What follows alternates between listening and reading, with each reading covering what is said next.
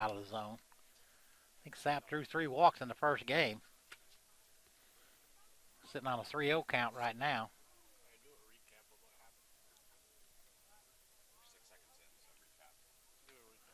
Oh, so far, Deion Sellers led off with a base hit to left. Promptly stole second base. Mike Warren hit a ground ball up the middle. Shortstop was able to get a glove on it and make a throw, but Mike had beat it out by that point.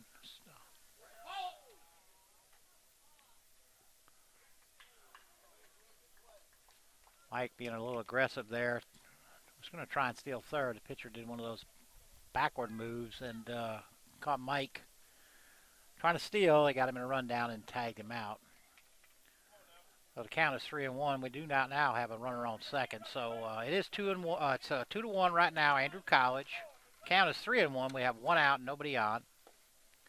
That's Sapp's fourth walk of the day between two games. You know, I like Mike's aggressiveness right there, but with your 3, 4, 5 guys coming up with nobody out at second, I mean, you should feel comfortable that they're going to be able to drive you in right there. But hopefully, with that walk right there, we can get something going. Sapp with a short lead.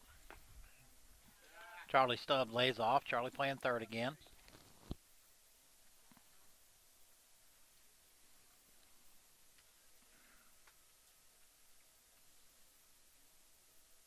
And the delivery.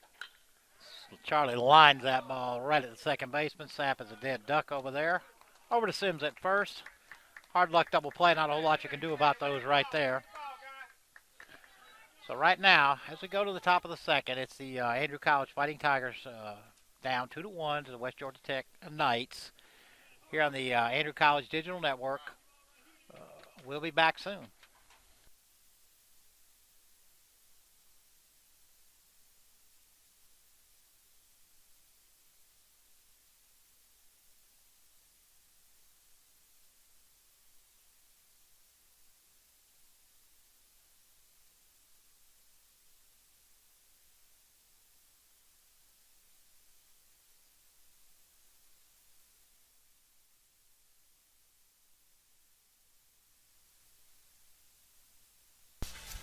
And we're back right now.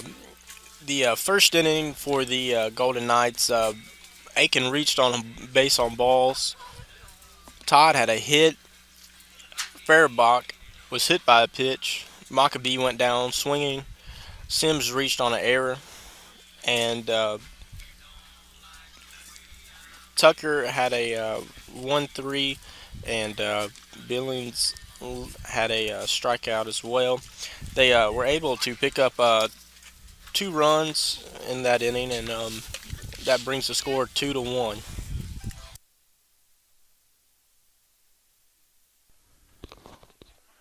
Mark Brown here at the Ford Athletic Complex alongside of Josh Garland, Rudy Regaker, Jeffrey Jackson, and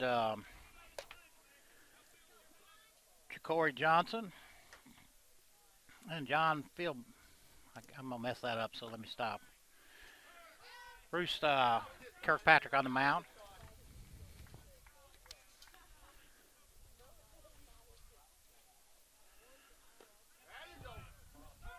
Trevor Billings, right fielder, at the plate. Bruce out ahead 0-2. Nobody on, nobody out.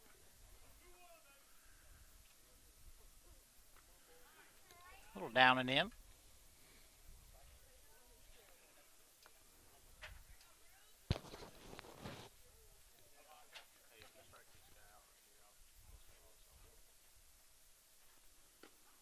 Just outside.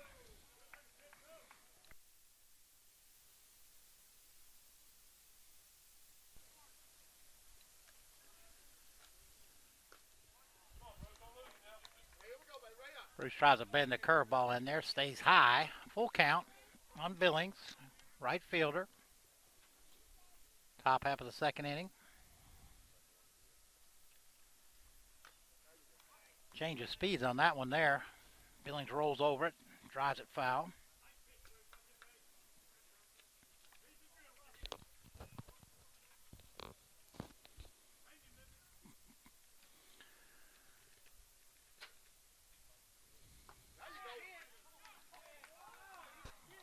Pretty fine take right there. Thought we had that one.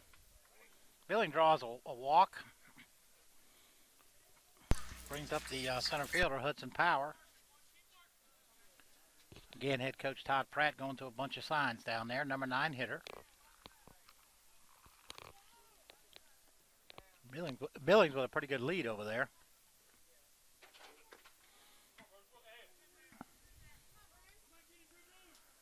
Outside. 1 ball, no strikes. Got a runner on first, then nobody out here, top half of the second. Andrew already down 2-1. Billings edges away.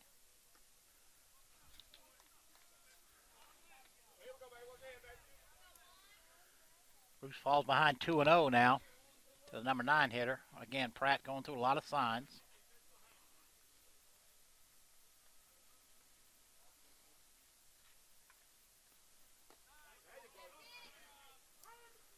Sure if the take sign was on or whatever there, but Powers looked a little disgusted that he didn't take a hack at that. That was right down the middle.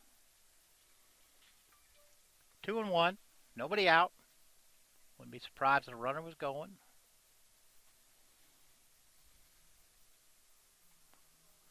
Runner is off, but the pitcher had called time. Batter had called time, I'm sorry.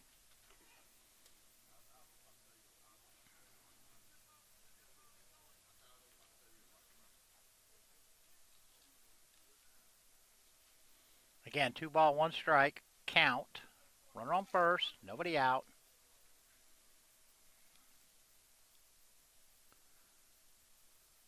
Three and one.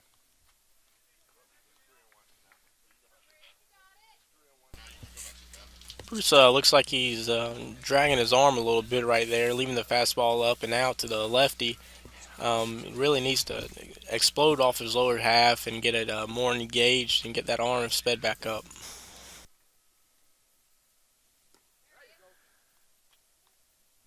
Thought that was ball 4, and it was. Okay.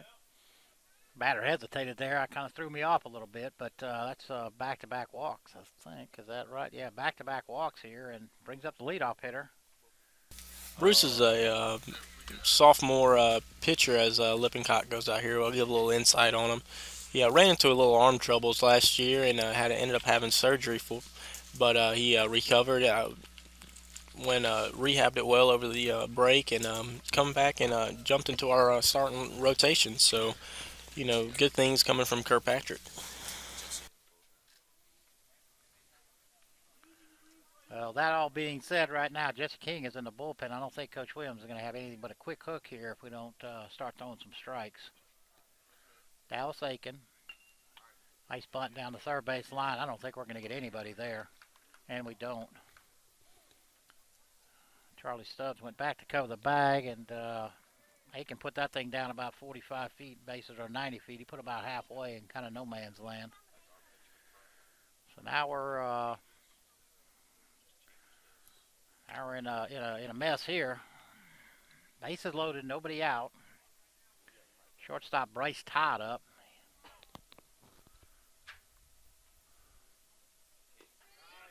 And Bruce bends a curveball in there.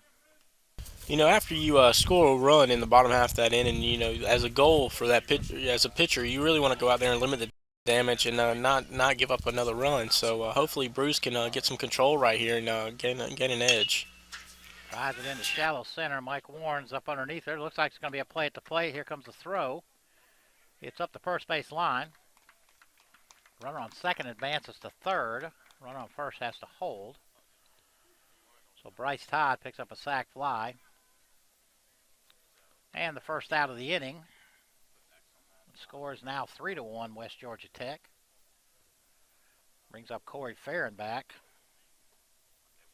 Second baseman, and the runners on the corner, first and third, 1 out. Looks like Pratt so far has been trying catcher Zach Lippincott, and he's been sending some guys in motion here, and it looks like one of those times that it may reoccur. I think Aiken over there at first was wanting to go, but I think Bruce threw him off his timing because he took a half step there like he was off and running, but then he held up. But I'm with you, Zach. Josh. I think that they're going to send him as soon as they can. Bruce throws over to keep him close. Again, one ball, no strikes. Runners on the corners. One out here, top of the second.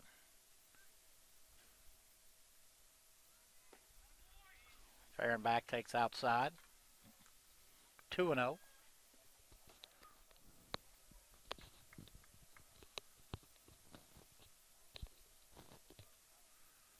Bruce set.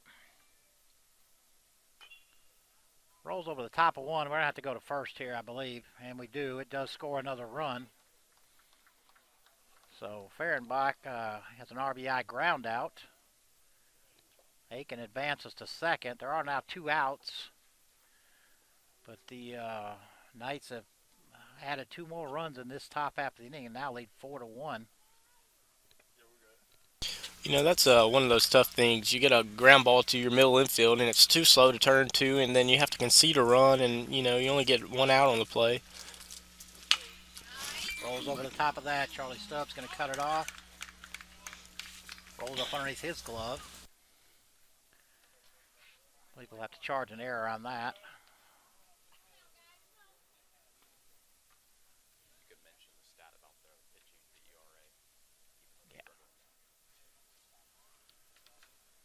So that leaves runners on the corners with 2 outs. Big Zach Sims up. First baseman.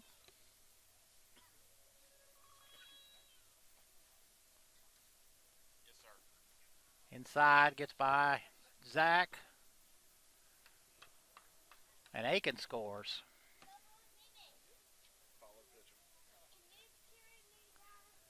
Blake Williams is on his way out. It looks like we're going to go. For the right-hander. You know, it's a little tough right now. You know, the defense is kind of shaky a little bit. You know, just one of those deals right now. You know, it doesn't look like Bruce Kirkpatrick has his best stuff today, but, you know, he wasn't tremendously bad.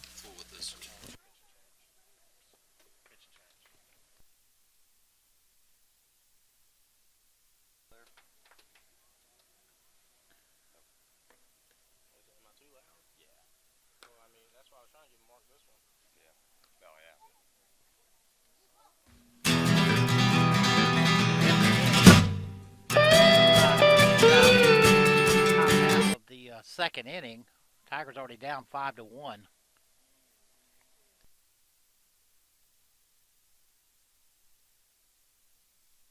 His microphone not working?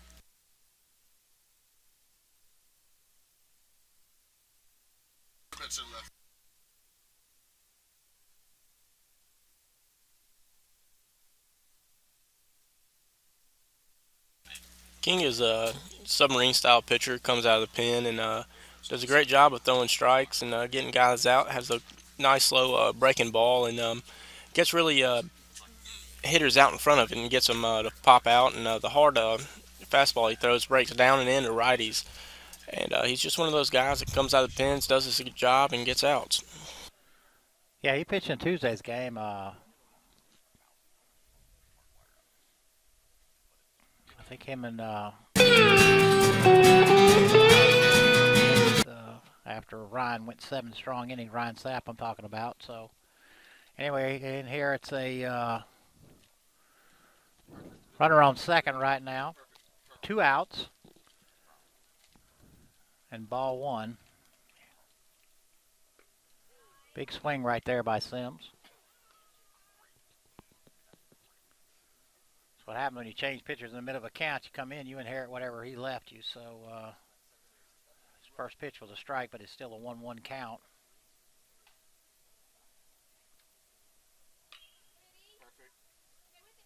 Tops one over there to Pate. Pate makes a run to first base to get a third out. But the West Georgia Knights tack on 3 more, and now the Tigers find themselves down 5-1. And I got to get the bats going here in the bottom half. So from the Hort Athletic Complex and the Andrew College Digital Network, I'm Mark Brown with Josh Garland, and we'll be back.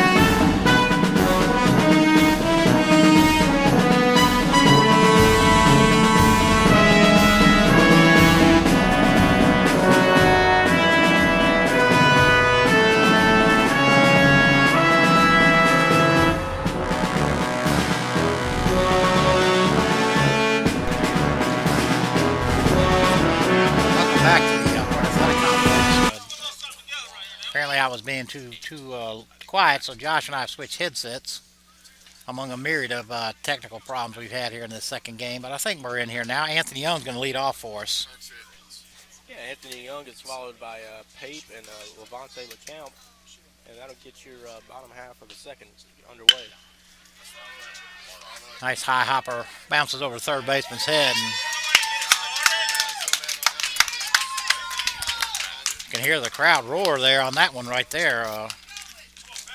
Hadn't had a whole lot to cheer about here, but that ball hit right in front of the plate, hopped over the third baseman's head, and AD got us started. You know, like I was saying, it's always great to have a bunch of young guys with speed because that ball was hit right over the third baseman's head, and he had a great chance of running down there and beating it out. And down 4, like I said, Tiger will probably take it a little more cautious. Hard to say with Coach Williams, but Eric Pape at Eric Pape at the plate, playing first base this game.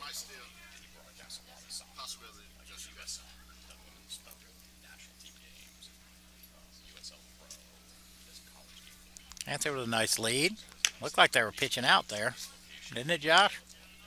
Yeah, they were trying to pitch out right there. It was the second pitch of the first pitch right there. Pitch right there. That's what I was surprised. Thinking AD was going to go off the first pitch as he gives a little fake deke right there. Not sure if Flatford won't get an earful from Pratt and say, look, brother, you got a 4-run lead here.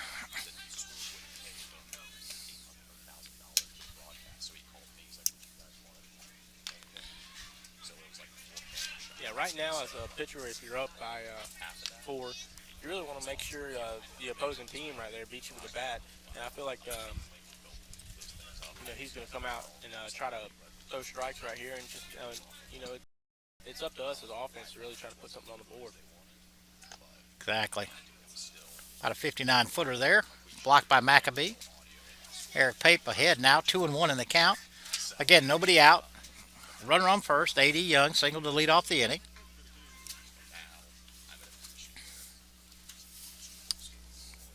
Flatford set. Eric rolls over the top of that one, dribbles it down the third baseline, foul. Count becomes 2-2. Yeah, it looks like Eric Pape's hand's getting out away from his body and kind of getting around that pitch. He needs to really stay inside of baseball and try to drive it somewhere. 2-2 now. Nobody out. And he knew that already. He started heading back to the dugout. Took that curveball for strike 3 in the first out on the inning. That brings up Levante LeCount. No.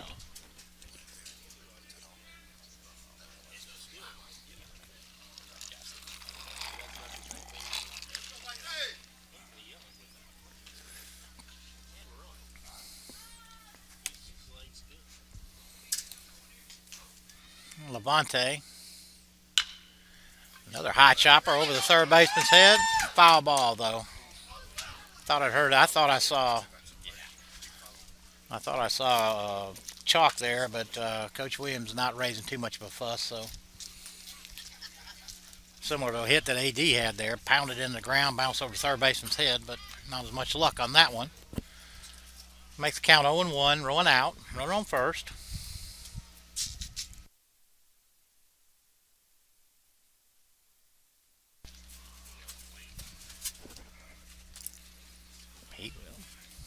I'm fine. Flatford takes another throw over to first. Looks like they're trying to keep Anthony Young over there close. Yeah, like I said, a little dubious there with a 4-run lead, but nice curveball right there from Flatford. Bonte swings through it. No balls, 2 strikes. AD with the lead at first. 1 out. AD is off and running. Pitch is up and in. Maccabee couldn't make the transfer from the glove to the hand, and Anthony goes in uncontested. Yeah, I don't really think Maccabee would even had a shot right there. Anthony had a great jump and stole that base easily. Yeah, I agree with that. Plus, the pitch was so bad, it wasn't going to be a chance. Levante swings and misses for strike three in the second out of the inning.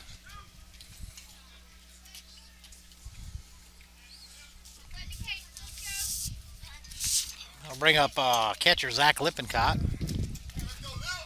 Lip was probably over there with his shin guards on, not sure with 2 outs what was going to happen, and took him a few seconds there to get ready, but he steps in now with 2 outs, 80 on second.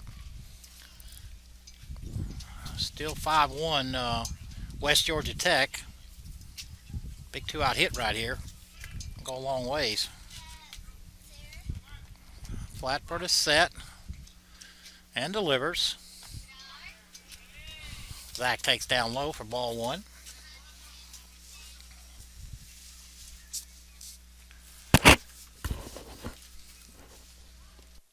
You know, we've been doing a real good job of getting guys on base here. You know, like this is the second inning in a row where you had guys on base, and we really just need to, have some fundamentally hitting and some good approaches to really get those guys drove in. Yeah, Flatford doesn't seem to be overpowering by any stretch of the imagination. He's got a decent little curveball, but he surprised us with it a couple times here. But he certainly doesn't look like he's overpowering us by any stretch of imagination. I guess another thing you run into is try to hit a 5-run homer here in a situation where a base hit will score you a run and get you closer. So Zach takes up high, 2-0. Yeah, I really think you hit the nail on the head right there. I mean, you can't really, score 5 runs right here on one swing of the bat. So you really got to chip away at this lead and got to go ahead and, make smart plays, make smart at bats, and hopefully, if chips fall your way, you come out of here with a W. That was a nice take by Zach. Crowd not real happy with the call, but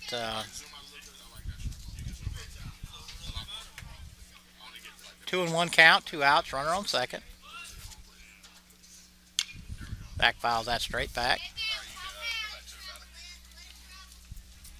You know, it's also tough as the hitter after you get a strike called like that, because you gotta expend your zone, because you're thinking, the umpire just called one, 2 balls off the plate and low right there, so I got to go out and make sure I can protect that, and it looks like Zach did. He felt off that good pitcher's pitch backwards and gave him good life right here. Yeah, I don't think the quality of the umpire has been real high on both sides. I think both dugouts are not real happy, and certainly the fans aren't. They've been expressing their displeasure all along. Anthony takes off for third. Zach drives it towards the second baseman, but Fahrenbach is up and over to Sims, and that takes care of the bottom half of the second. As we head to the top of the third, it's still West Georgia Tech 5, Andrew College 1 from the Ford Athletic Complex. We'll be back in a minute.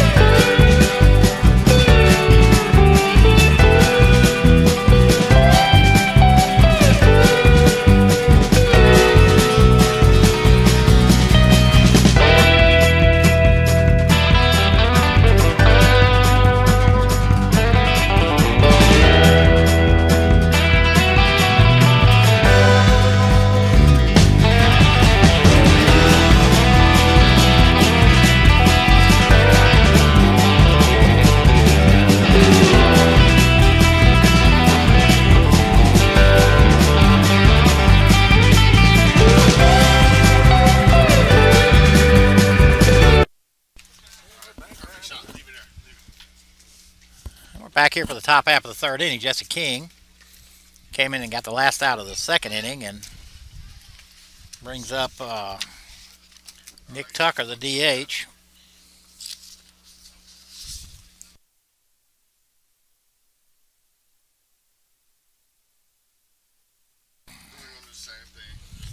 Jesse gets out ahead.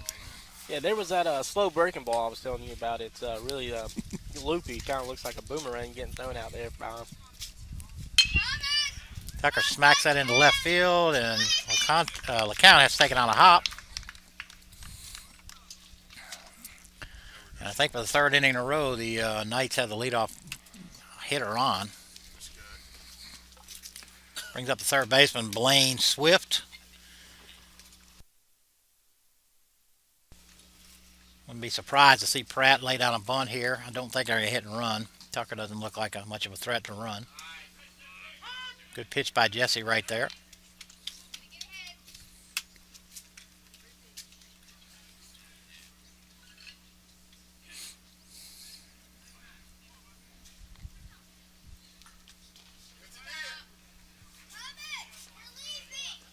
Counts 1-1.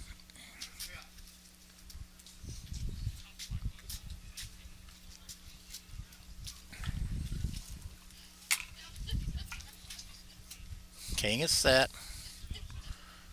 And a delivery. Some sort of a cutter or screwball or whatever. That thing ran back in on the hands of Swift. Yeah, like I was saying, his fastball does a real good job of diving hard and down into the legs of the right-handed hitter.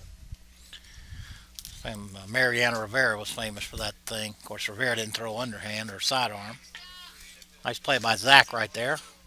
Runs the count 2-2. Again, nobody out, one man on.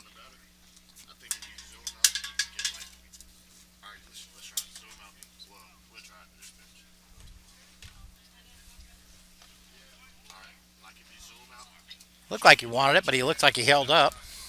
Runs the count full.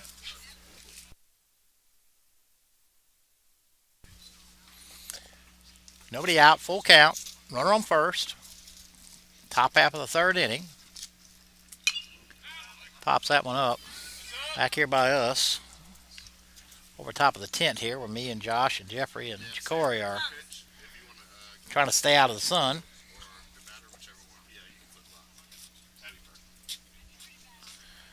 If you hear that in the background, a little noise, that's Jeffrey barking orders.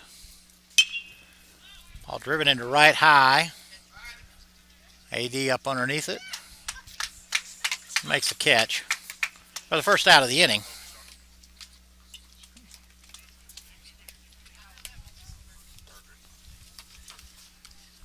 The way right field is set up, it's set up looking into the west and the sun's going down. It's pretty tough to see out there. And AD did a great job of blocking that sun out of his eyes and camping under that ball. Brings up the right fielder, Trevor Billings.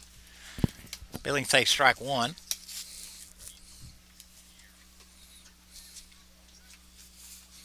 Yeah, the right field about this time of day is a wicked. It's lifted into left. I don't think it's high enough for Levante to get up underneath, and it drops. So Jesse quickly out ahead, 0-2.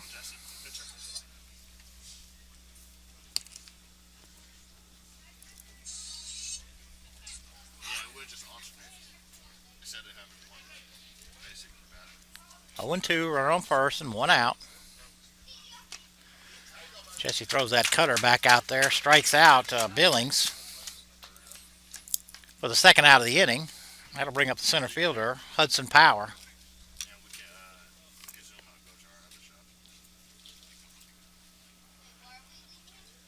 Trying to work around a leadoff single. Jesse gets started with a strike on the outside corner to Power.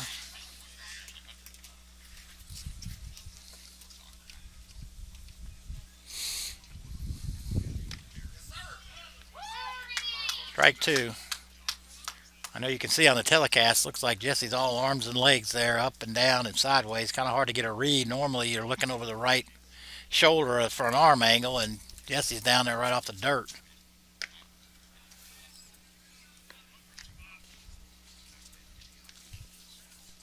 And it's also it's really tough to hit off a guy like that because the way he flips his fingers, it causes a downward spin on the baseball that really dives hard at the end.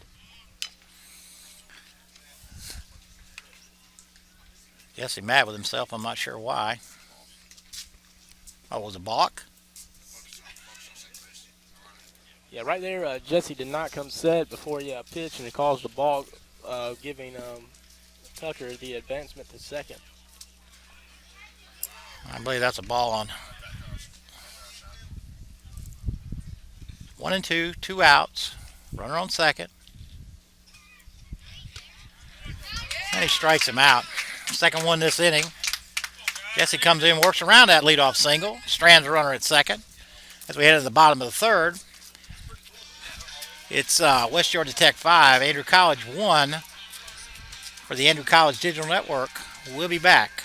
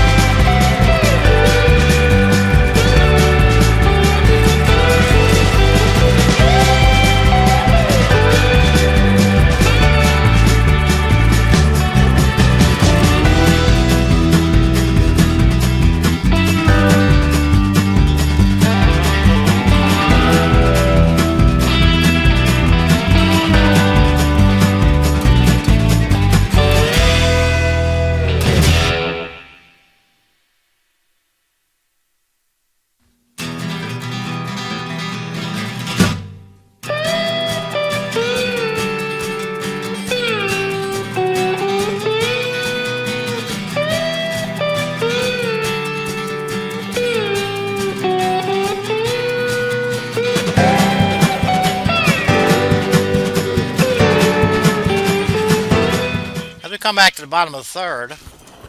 Leading off for us will be Tim Manning.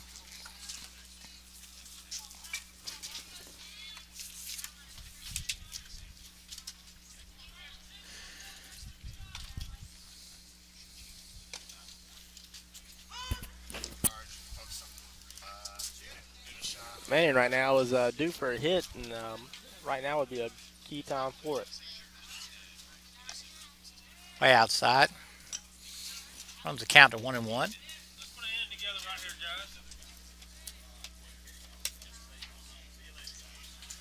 And we've had the leadoff runner on both innings we've been up in here. Managed to score one, but Tim fouls that one straight back.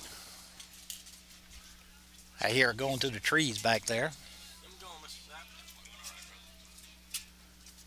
1 ball, 2 strikes. Nobody out, nobody on. Bottom of the third. Flatford bends that one in there, and Manning takes strike 3 for the first out of the inning.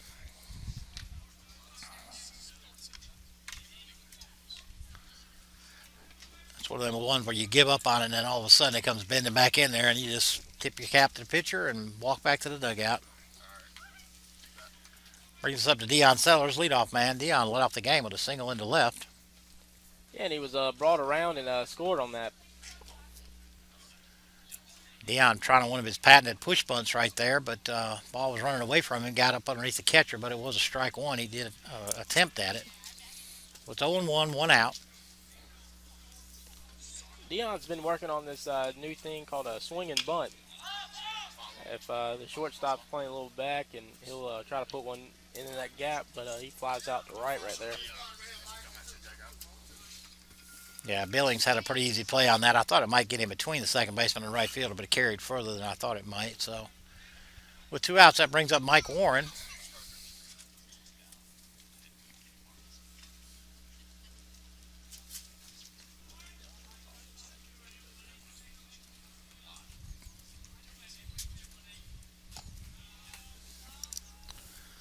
Flatford down outside and low for ball 1.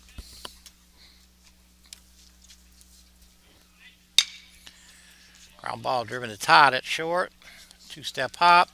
And over to Sims for the third out of the inning. And Andrew goes up and down 1, 2, 3. So we head to the top of the fourth with the score still West Georgia Tech 5, Andrew College 1.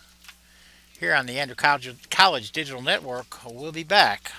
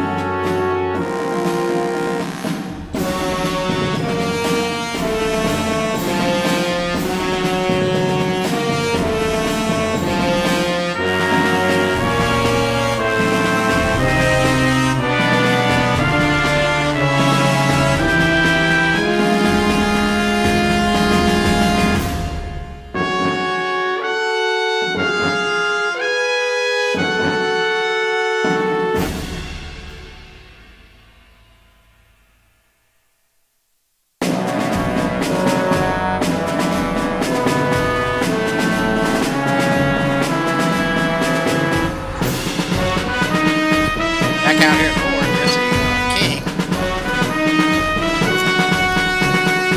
Still out of the lineup. Jesse has started a few games for us in the fall and in preseason conference games, and he did a good job, and he definitely has the stamina and the energy in the tank to actually go the distance. So have to take a good look at him. Yeah, I did not realize he had started. West Georgia Tech brings up their leadoff hitter, Davis Aiken. Gets out ahead 2-0. Again, we're in the top half of the fourth. This game's moving right along here. Aiken's 1 for 1 on the day, has a single and a walk, and he scored both times. He lined that ball right over the third base dugout there. Makes the count 2-1. Jesse pitches strictly from the stretch. Runs the count to 3-1. Nobody on, nobody out.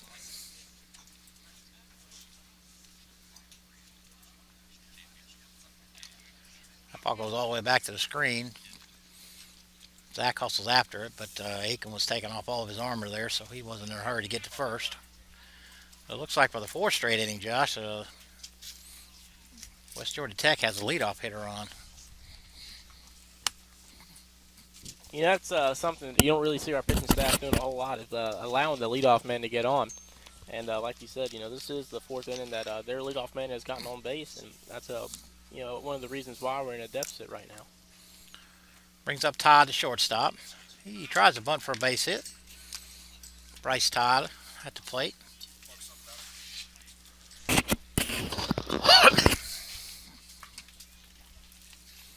Head coach Todd Pratt running through some signs. Jesse gets a sign from Zach and comes set. Stays high. 1-1. Again, nobody out. Runner on first.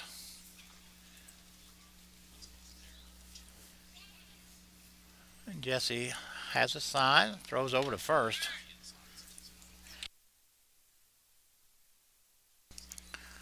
I don't know about you, but that's a pretty close to a balk move there. You're supposed to get that left foot all the way pointed towards first, and he just kind of stumbles out there a little bit. So he's already had one balk called on him, but that wasn't for that. Nice cutter right there. Runs right back in on the hands of Todd. He's forced to drive it over the right field fence. Foul, by the way, not over the right field fence. 1 ball, 2 strikes, nobody out. Runner going. Fouls it straight back. Aiken was running there.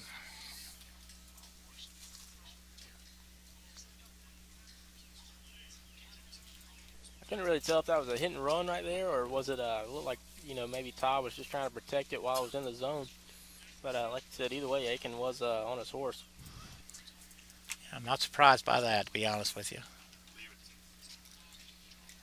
Jesse steps off. 1 ball, 2 strikes. Nobody out here.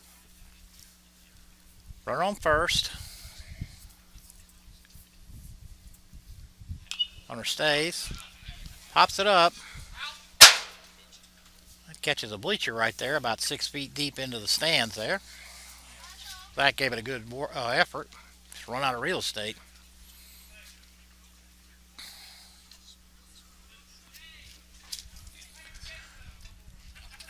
A good at bat so far for Todd, fouling off a lot of pitches.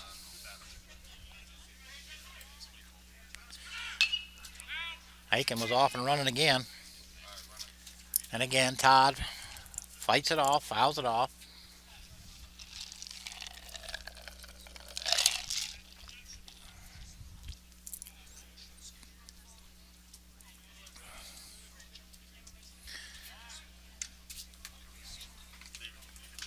Jesse about caught him napping over there.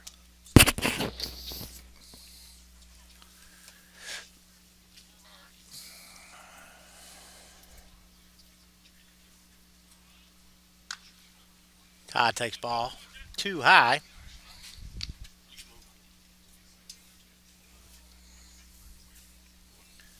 Two count. So far they've run every other pitch, so he's about due to be running here. Aiken, that is. And he is off and running. Strikes him out.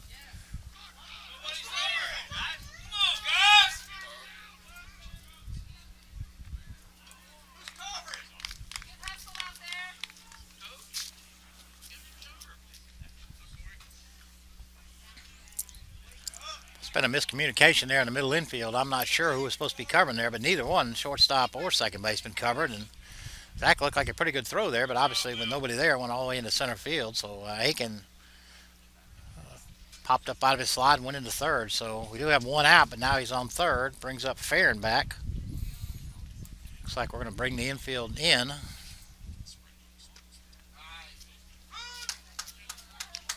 Jesse starts him out with a curveball and gets it called for a strike. You know, that really hurts, though. It should be a guy should be still on second, you know, if Lipso didn't get him out. Instead, he's at third with only 1 out. And we got 3, 4, 5 hitters coming up, so a little mental error there. Like I said, I see Dion and Tim talking to each other. There obviously was a miscommunication there as to who was covering. Doesn't get the call, but that was a good pitch there. Runs the count to 2-1. Again, the infield in. Tigers can't afford to give up too many more runs here, being it's the 4th inning.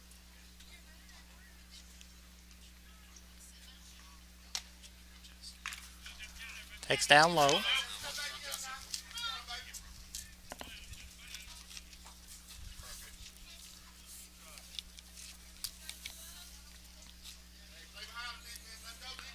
Three and one.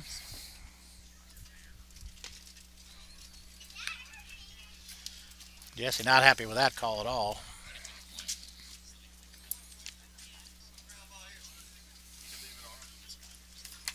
Either way, it puts Fehrenbach on first now. Aiken on third. Yeah, 1 out. Yeah, with 1 out, like you were saying though, Brown, that walk really didn't hurt anything right there. It sets you up for a double play ball. Leaves your get your middle back out of the infield, and they could be able to roll 2 right here. Get us out of that inning. Very true. Very true. Brings up Andy McAbee, the catcher. First pitch was high.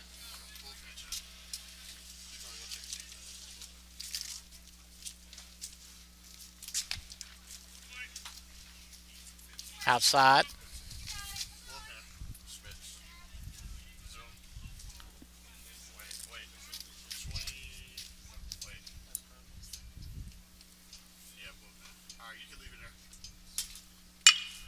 Ball is driven over top of Manning's head into center. A run will score.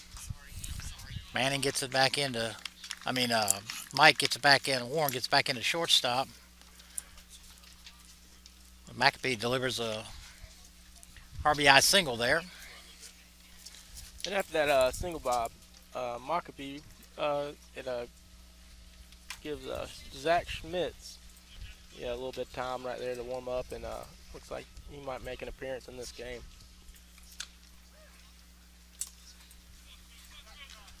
Brings up the first baseman, Zach Sims.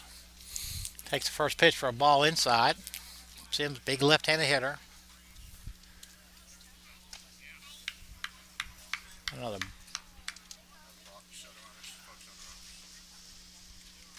Apparently, Jesse didn't set long enough again. Brock Moss on his way out there. That's one of King's Achilles' heel. Really, is that he's prone to balk, and he wants to work so fast paced and everything that he doesn't take the allotted time needed to set. And the umpires have called 2 quick balks on him here, and that advances the runners to second and third with only one out in the inning, and that kind of hurts because it takes you out of the double play ball right there. Yeah, and the rule is, obviously you got to come set for a 1 count, and so consequently, looked like Jesse just come set and then went right straight into his windup. So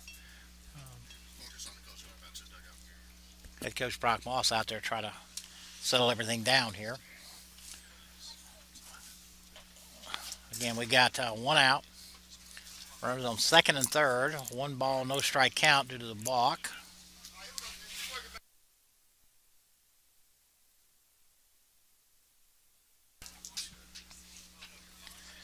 All right, Jesse's got his sign. He's set.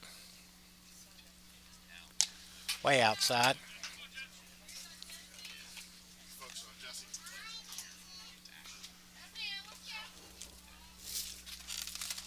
Honestly, so far, Swift, Sims has been swinging the bat pretty well this series. I don't know if I would give him too much stuff to hit, but he floats in a nice, good curveball right there for 2 balls and a strike. Yeah, especially with the base open, you can set the double play back up again. Well,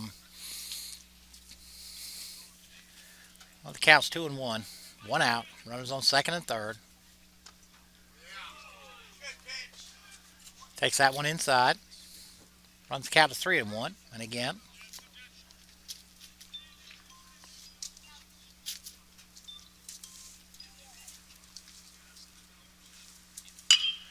He hammers that ball into the left center field gap. Levante comes up with it. Pratt holds the runner. Call gets by Jesse. By Zach.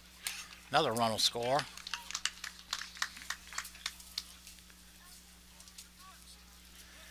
Jesse was trying to get back there to back it up, but he run into a West Georgia Tech player and kind of knocked him down a little bit. So he was trying to get in position and was just about there, but he run into somebody up here. It may have been the hitter. It's always tough right here as we go to a pitching change. Zach Schmitz is going to take the mound, but it's always tough. When your pitcher, both of your pitchers have been struggling. You kind of played down a little bit on defense, and right there, Vontae didn't really hit his cut, and Lip wasn't able to smother that on baseball, and it allowed another run to score, and it allowed Sims to advance to second. It's just one of those things that, momentum. You always want to have it on your side, and when something like that happens, it kind of deflates you. Hopefully, they can rally back from it. It looks like Coach Williams is talking to his defense a little bit right there. Yeah, I was noticing the same thing. Schmitz is warming up, and I think he's going to try to light a little fire under him real quick. And guessing he's not. Yeah, I'm guessing he's not inviting him over to dinner, to be honest with you. No, I mean,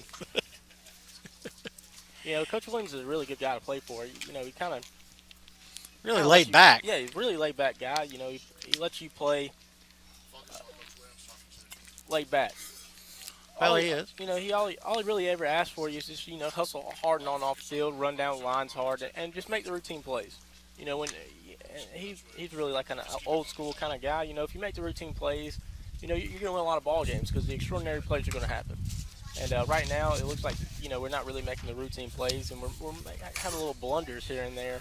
That's what I was going to say, is that this is way uncharacteristic for this team so far. Now, this is probably the first, I would say, bad game we've played, and not that it's over with by any stretch of imagination, but these things have a tendency to snowball, as you well know. You played enough baseball, but when the wheels start coming off, it can get out of hand in a hurry. So I agree with you as well. As it looks like Tucker is about a bat. We'll see how how much heart and everything we have on the team right here. I think our sophomores is gonna get everybody rallied up in the dugout and tell them, really just need to simmer down. This is Zach Schmidt's first appearance in the series and first appearance in conference. He's a sidearm pitcher.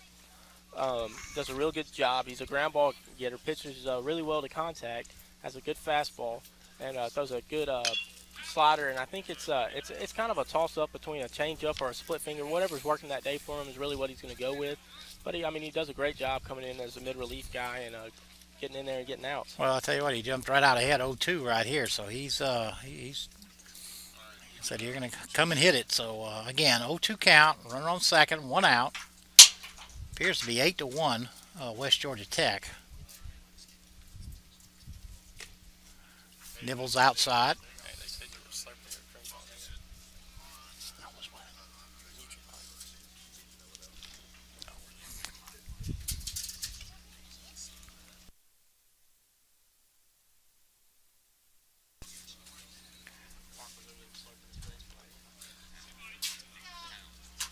Lippincott kept that one in front. Another fine play by him. Runs the count 2-2.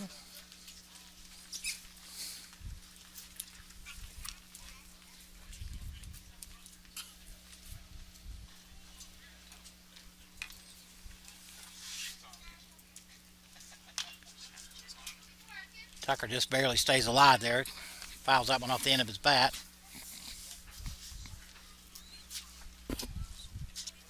Tucker's 1 for 2 on the day. Had a single and had a 1-3 put out.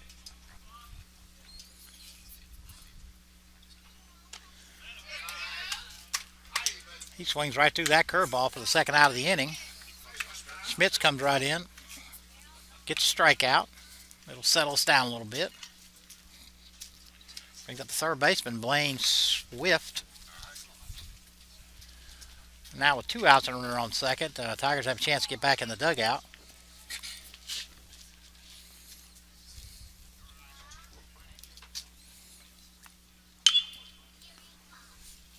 Gets out ahead of that one, hammers it foul. Zach Schmitz is also one of our sophomore pitchers.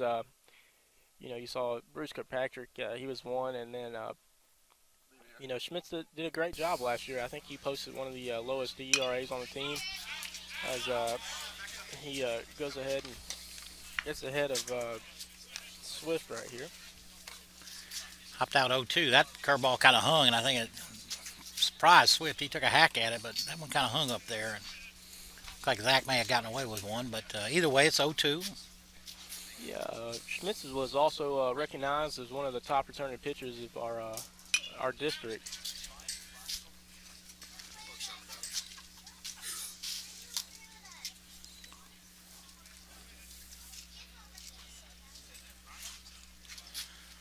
Again, an 0-2 count, 2 outs, runner on second.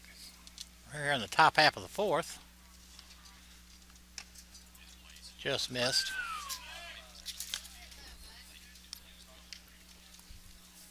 One and two.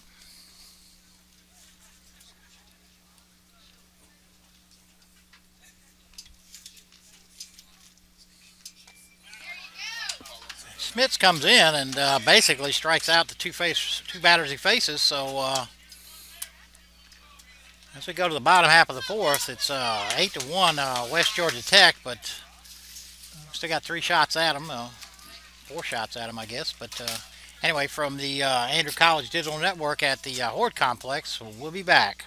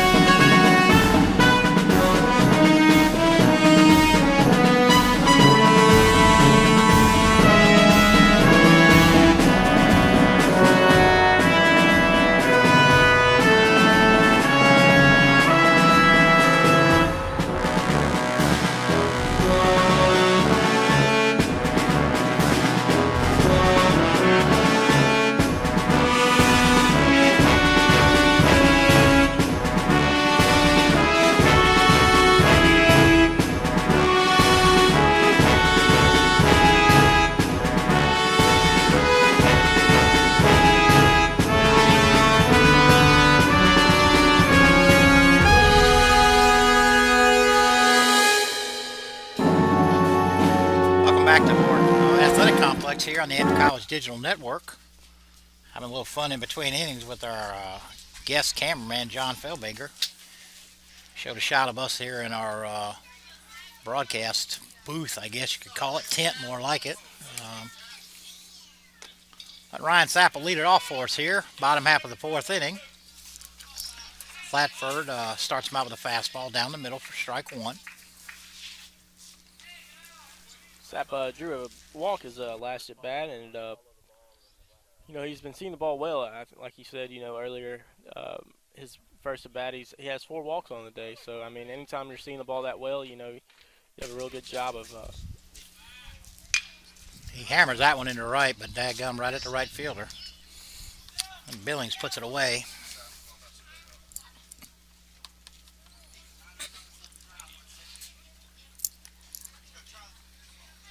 Brings up third baseman Charlie Stubbs.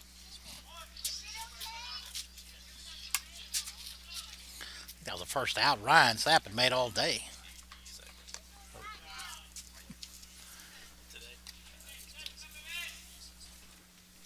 Flatford starts out Stubbs with a curveball. It's low and away. Stubbs takes one inside. Runs the count 2-0.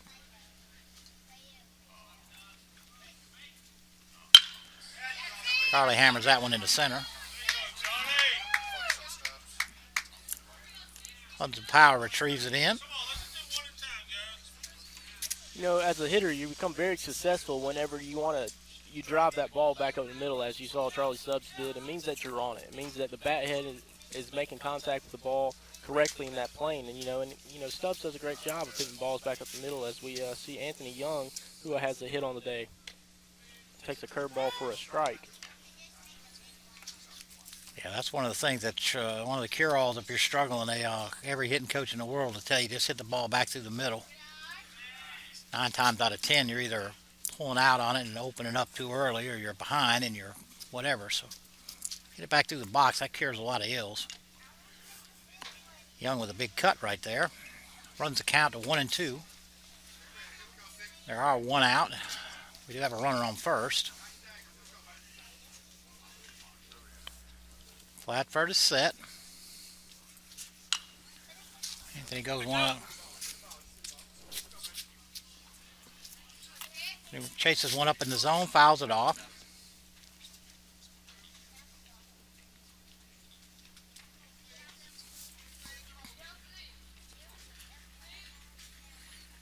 Calls timeout.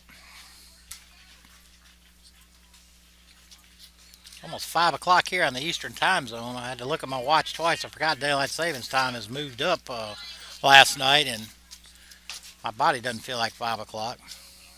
Yeah, I didn't know if you're going to wake up enough time or not to come out here today. I figured you were going to sleep in today. Set 2 alarms there, big guy. Actually, 2 alarms, and Jeffrey Jackson woke me up actually with a phone call. So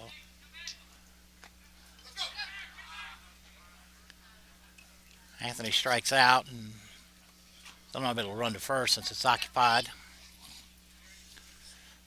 And with 2 outs, that brings up Eric Pate.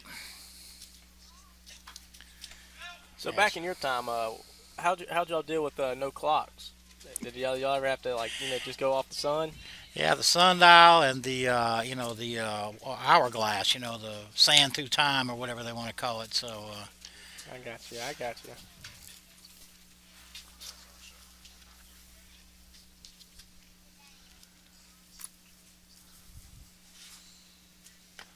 Down low, 2-0, 2 outs, run on first. Catcher's back and be about through that in center field.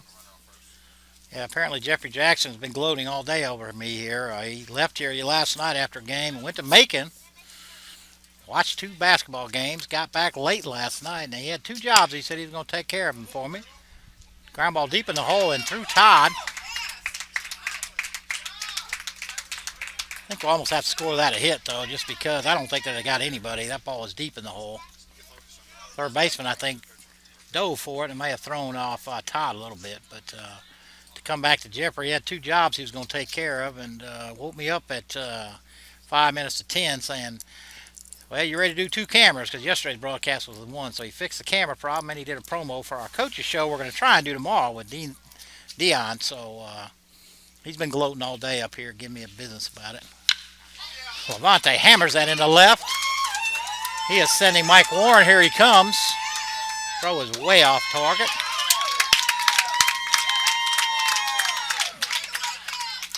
Three straight hits now for the Tigers with 2 outs. Yeah, Stubbs really showed off his wheels right there, scoring from second on that hard hit ball down the line. Also, Vontae did a great job of keeping his hands inside that pitch, driving it over the third baseman's head. That brings up your catcher, Zach Lippincott, with 2 men out in the bottom of the fourth. Let's see if we can keep attacking on. Yeah, like I said, we're looking for Mo. The base hit right here, and Mo may be back on our side. I think you're exactly right. I think the sophomores came in because there's sophomores all over the place. First 3 right there, and said, look, we're going to do something here. So Zach up to the plate.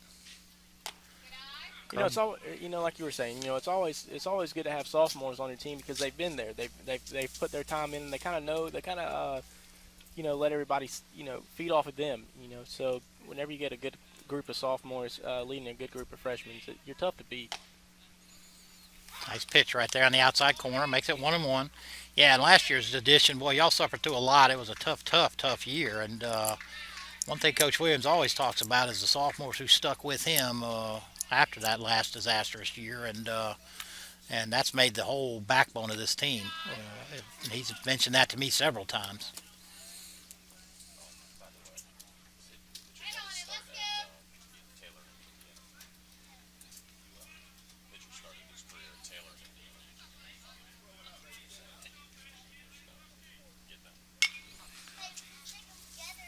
Zach fouls that one straight back. Runs the count 2-2 with 2 outs, and we have 2 runners on. After last year, the amount of games that we lost here at Andrew College, you really appreciate this the great job the coaching staff have really done by recruiting in some good guys to complement the sophomores that we have here on the team. And let's see what Zach Lippincott can do with 2-2 right here. Slow roller to second. He'll probably pitch. Oh, he fumbles it. He drops it. Looky there. Looky there.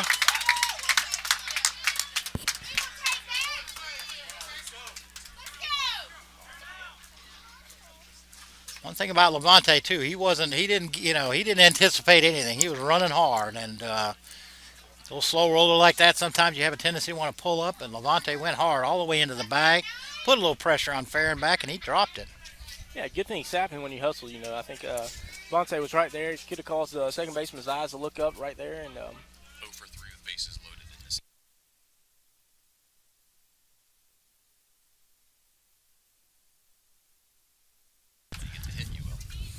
That brings up Tim Manning now. Bases loaded. 2 out, though.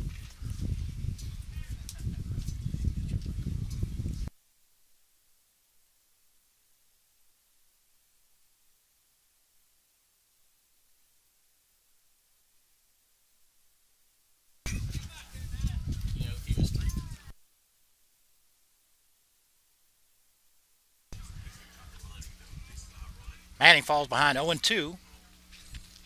Bases are loaded, 2 outs. 8-2 right here.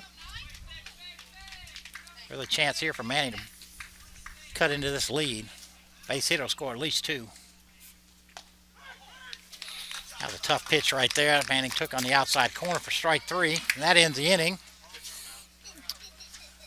Tigers do pick up 1, but it is getting late in the day. Top of the 5th here, down 8-2.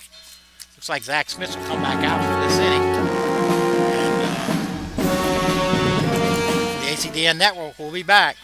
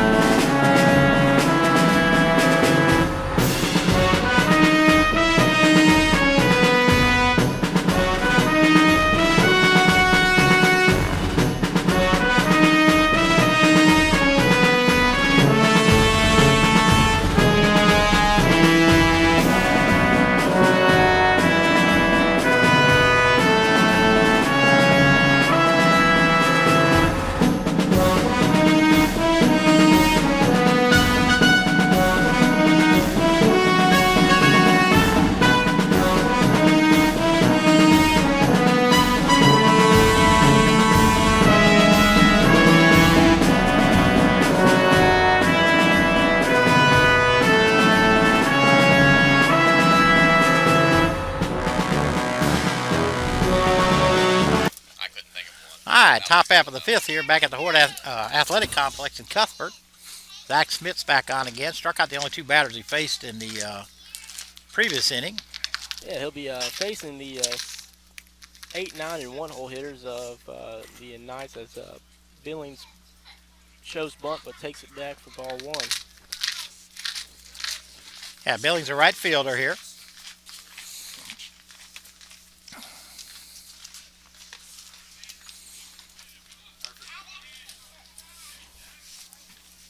Counts 2-0. Nobody on, nobody out.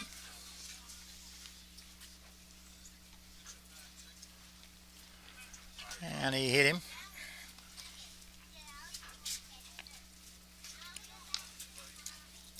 So Billings reaches on a hit by pitch. Brings up the center fielder, Hudson Power.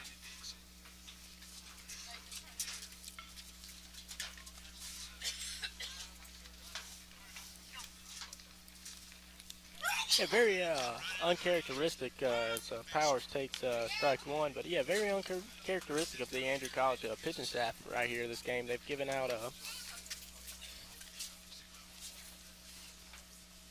7 free passes so far on the bases, you know, and it's tough to.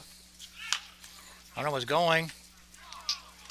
Somehow or another just dribbles that right into left field, right over top of the third baseman, Charlie Stubbs. When it rains, it pours there. Power ends up on second.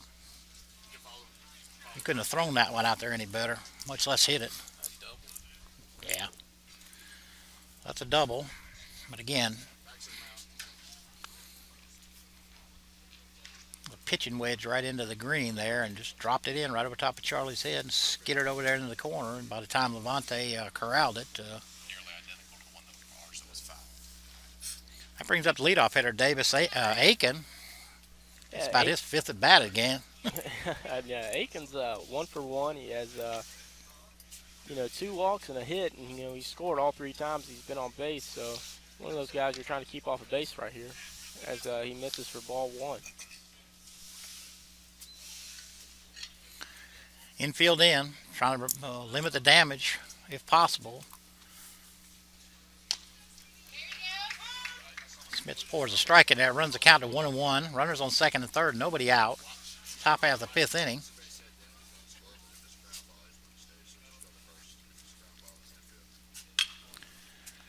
Lifts it over to the right side. Stubbs giving chase. I think it was yesterday Stubbs about tore down that fence trying to catch a foul ball and did catch it actually. So yeah, I think we had to mend the fence back up there because Stubbs ran into it pretty hard and he ended up making the play, but just a little ran out of real estate. And like I said, when it rains, it pours. He hammers that into right. It's down the line.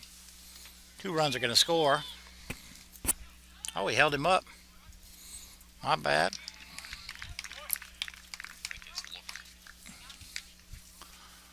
Aiken takes second. A little surprised Pratt didn't send him there. So an RBI single for Davis Aiken. Makes the score 9-2. AD does have a strong arm, and he got that ball in pretty quickly to Pape right there as a cutoff, and really held that runner up right there at third. Brings up Bryce Todd, the shortstop. Todd's 1 for 2 on the day. He has a single and he scored a run, had a sack and a strikeout on the day. He takes strike 1, 1-1 is the count. Again, we're back to where we were just a batter ago. Runners on second and third, nobody out. A little high. 2-1.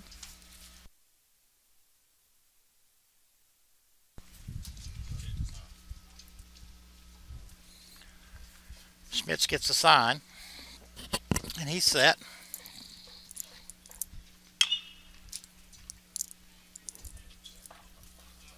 Pulled that foul, run the count 2-2.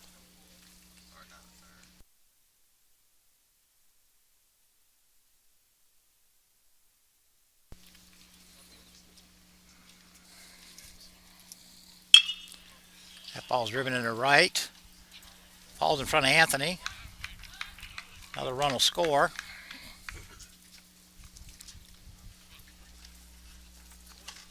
And Todd picks up an RBI single. Aiken is held at third.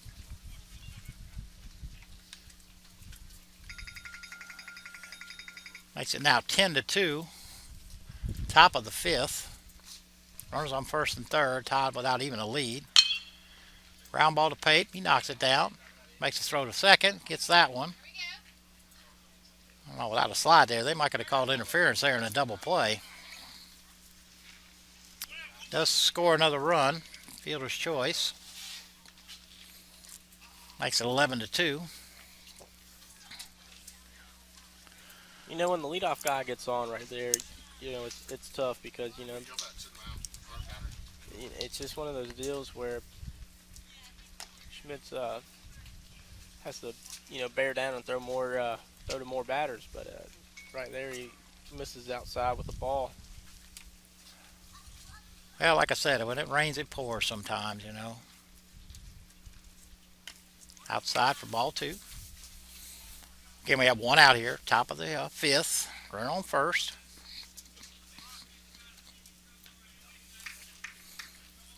Really, what's been killing us is that we haven't been really able to limit the damage. Every time they score, they've put up either 2 or 3 runs. And it looks like another ball is going to be able to get down by Maccabee. Goes to the base.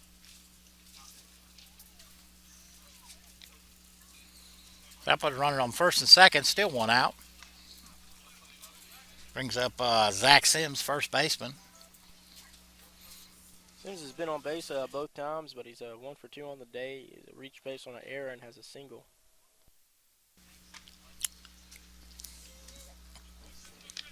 Takes that one outside from Schmitz.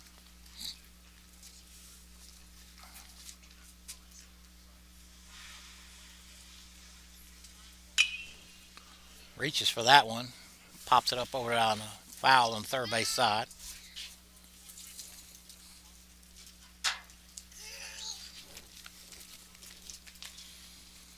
Like this youngin's got her second wind here. I hadn't seen her for a little while. She's probably taking a nap, but she's got it going on again.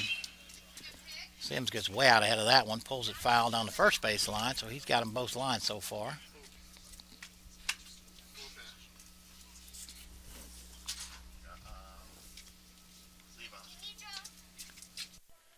Levi Knight right now is warming up for the Tigers as we get back to Schmitz. 1 ball, 2 strikes.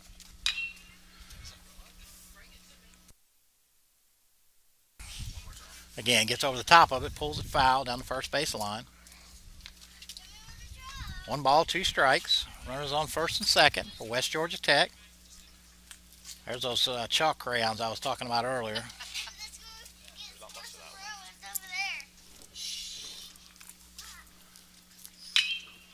Sims laces that one into right, and it may be gone. And it is.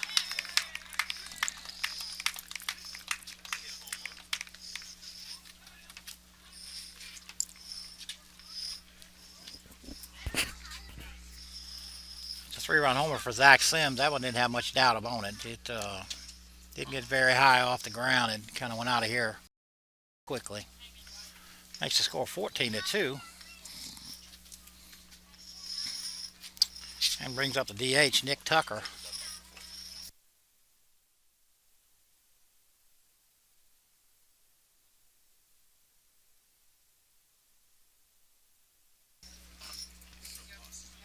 One out. The ball's outside. You've never made that before, have you? No, that's all jacked up. I don't know how to play.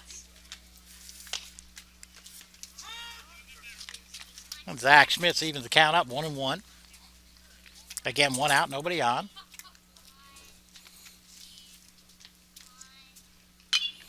Fouled back.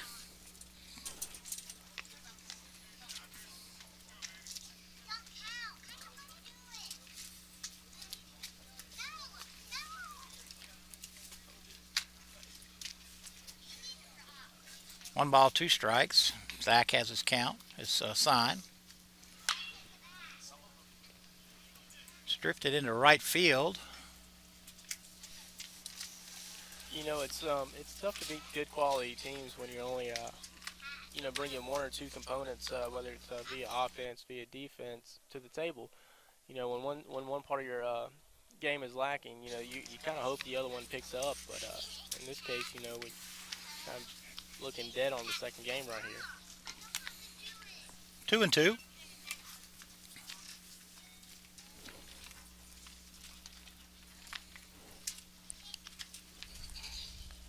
Again, Nick Tucker up, DH. And a 2-2 delivery. It's outside. Runs the count full.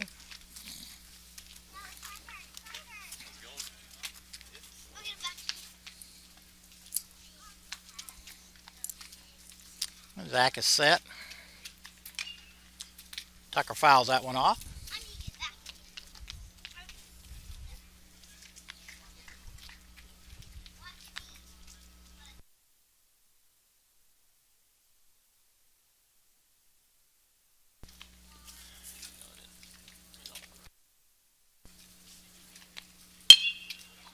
Three-two pitch is driven into center. Falls in front of Mike Warren. Thought he was going to die for it there, and he changed his mind at the last second. Blake Williams makes his way to the mound. Looks like Levi Knight's coming in.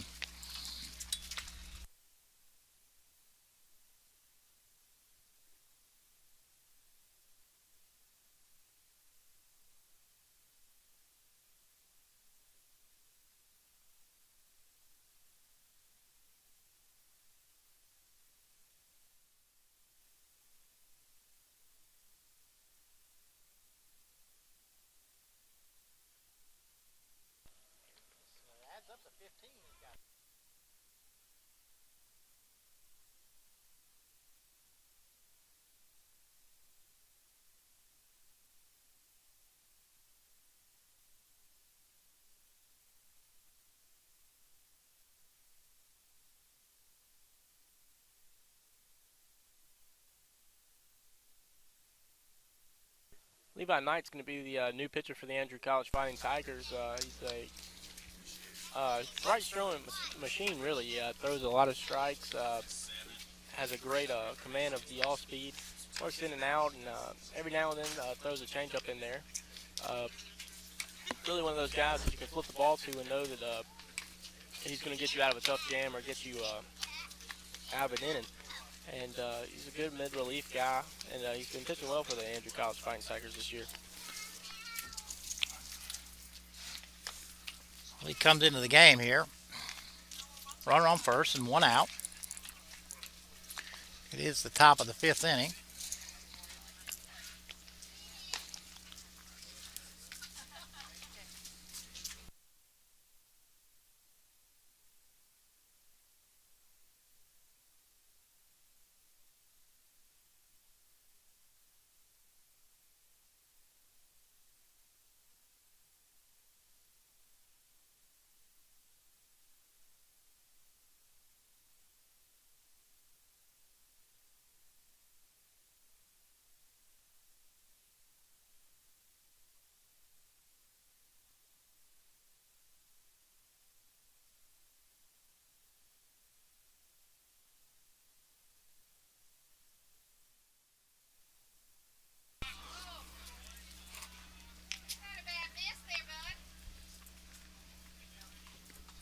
That brings up Blaine Swift.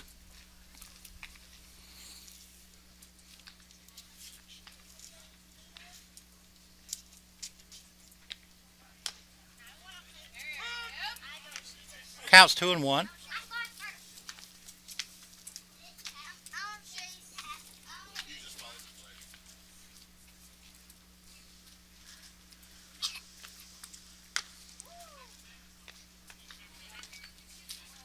Ball is high.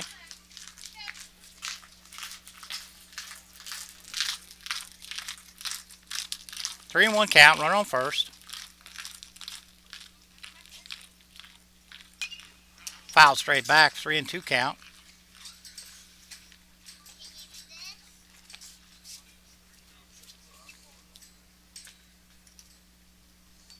Levi's doing a great job of trying to work low in the zone and set up this double play ball to help us get out of this inning.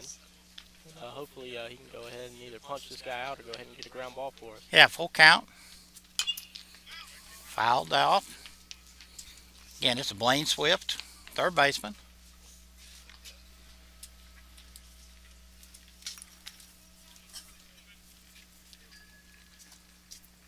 You can show the runner on first.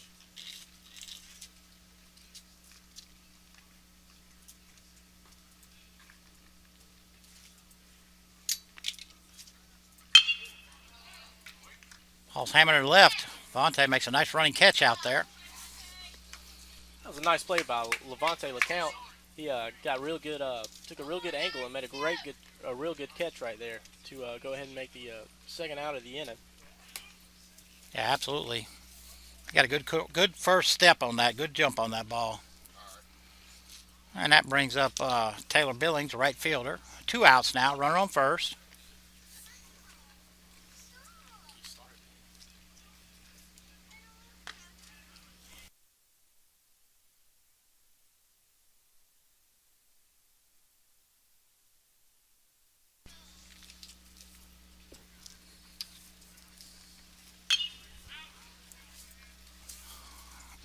And Levi out ahead real quick, 0-2. Again, 0-2. Run on first. 2 outs.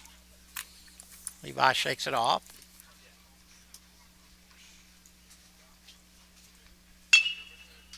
Hit towards Manning in the hole. Gets by.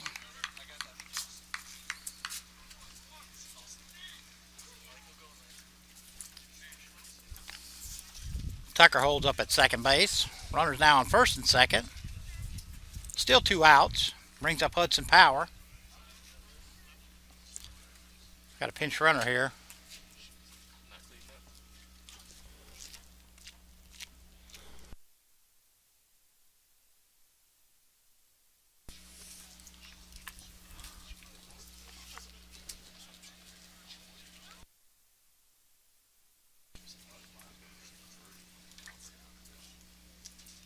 Umpire still getting set back here.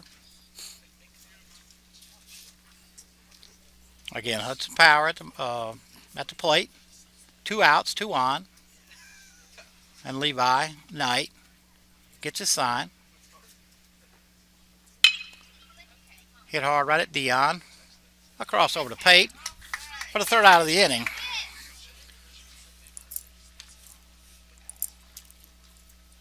But the Knights of West Georgia put up 6 in that inning, and scores now 14-2. We enter into the bottom half of the 5th inning.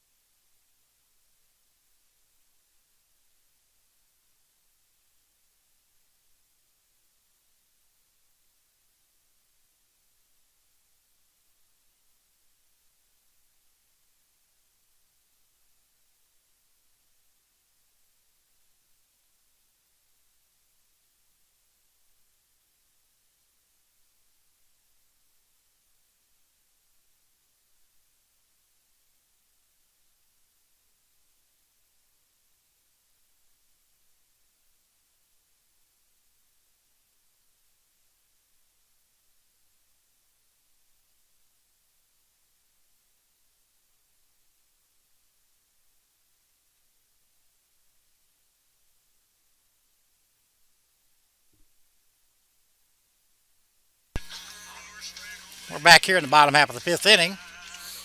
Top of the order, Deion Sellers to lead off.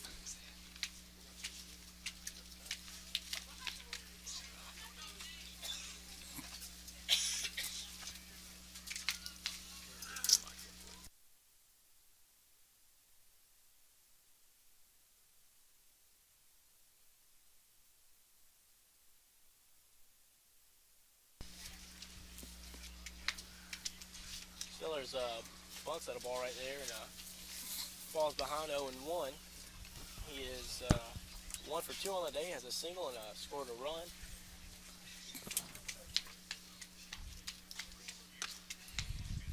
Takes that one high.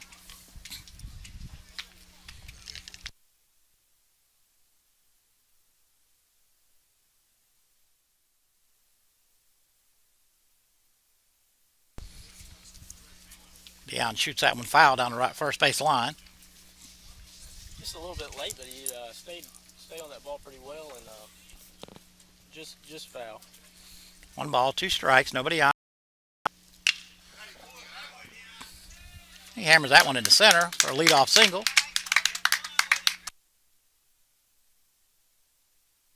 You know, like I said earlier, with Charlie Stubbs at bat, anytime that you hit a ball hard up the middle, you know you really are on that pitch, and you guessed right, and your hands went through the zone correctly, and you know, hopefully Deion tries to get something started on the bases for the Fighting Tigers. Deion lights out for second. Looks like they've changed catchers here without telling us. I don't think that was Maccabee. But again, Deion Sellers does a real good job of stealing bases, as you saw right there. You know, is on pace right now for 25, 30 stolen bases for the year. As I'm trying to look through the stats for.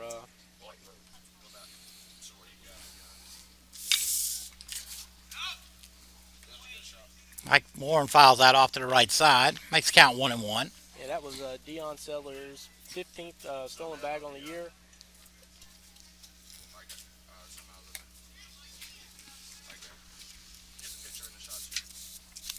One and one count. Deion on second. Deion lights out for third. Pitcher bounces it up there.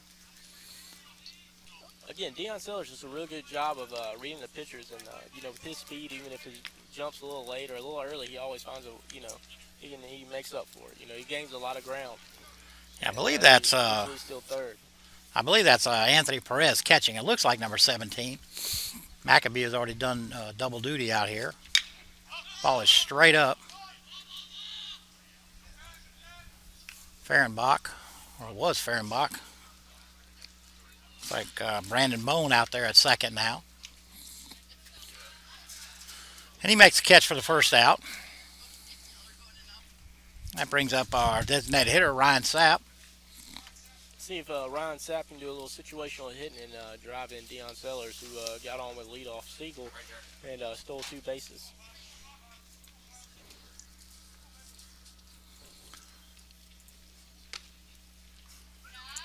Flatford's still on the mound out there. Misses with a curveball inside.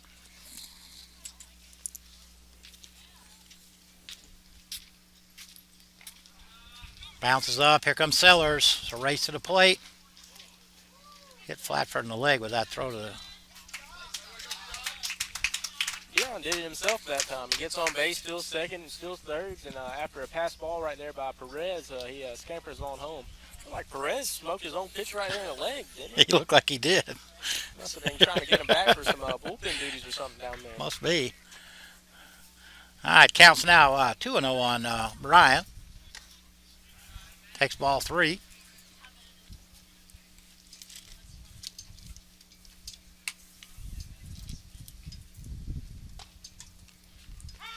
Sapp taking all the way. 3-1. Again, 1 out. Nobody on.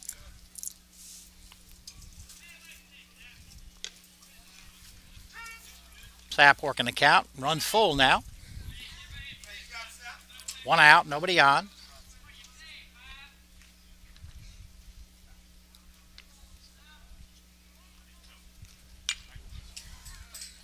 Fouls off a pretty good pitch right there. Back to the screen. Sapp was on that pitch, just got underneath it just a tad and fouled it backwards.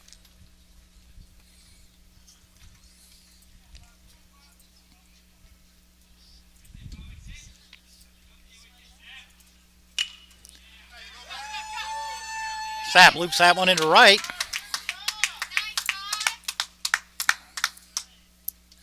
Still only one out. Here comes head coach Todd Pratt for the West Georgia Tech Knights. That was just like Ryan Sapp's second at bat, except he took a little bit off that swing right there and got it to fall.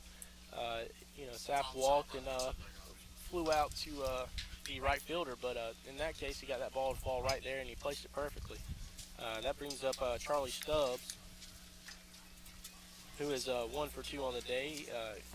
Has a ground out to the second baseman and a single, and he scored a run. Yeah, he was the one who led off that with 2 outs and nobody on. Got a base hit, and then we followed up with Pape with a base hit and leaves that one up. Counts now 1-1, 1 out. Sapp on first.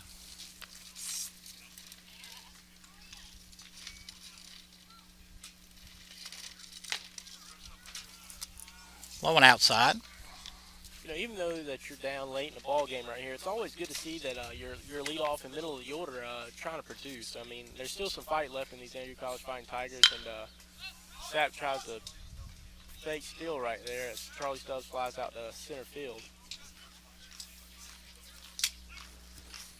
Yeah, it looked like Ryan was thoughts about going to second on that one on a steal, but had to hold up after Stubbs popped out to center. Yeah, it looked like he had a real good jump. Just looked like he, froze up a little bit right there. And that brings up Anthony Young, who is 1 for 2 on the day, has a single and a strikeout. Let's see if he can get something started right here. Cues that one off the end of the bat, right back to Flatford. And he throws on to first. And the Tigers pick up a run, but it's still 14-3. West Georgia Tech as we head to the top half of the 6th inning for the Andrew College Digital Network. We'll be back.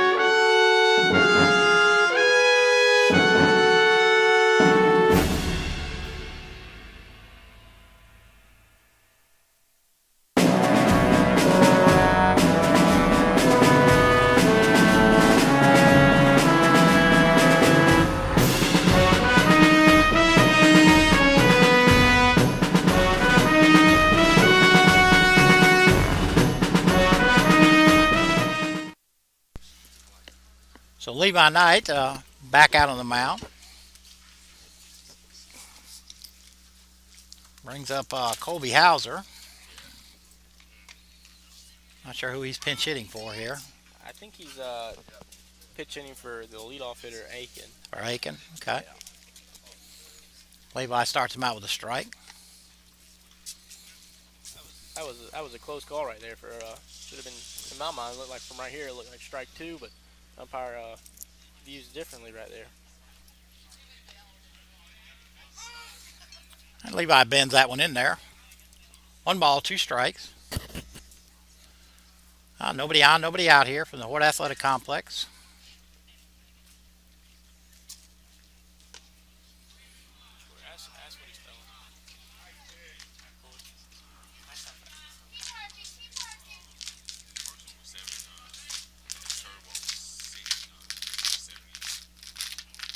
2-2 count. And he strikes out Blauser. I mean Hauser, I'm sorry, not Blauser. This brings up, looks like another pinch hitter. Ryan Heelan, another left-handed hitter. He swings through the first one. The Levi out ahead, 0-1.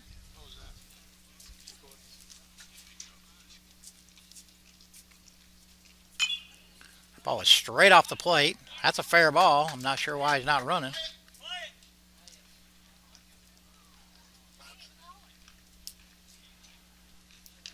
And Levi could have almost ran over there and took it himself. I thought he was going to do a really unconventional Yeah, he did go a long ways with it for sure. I'm not sure what happened to the hitter. Yeah. But anyway, it's 2 quick outs. And, brings up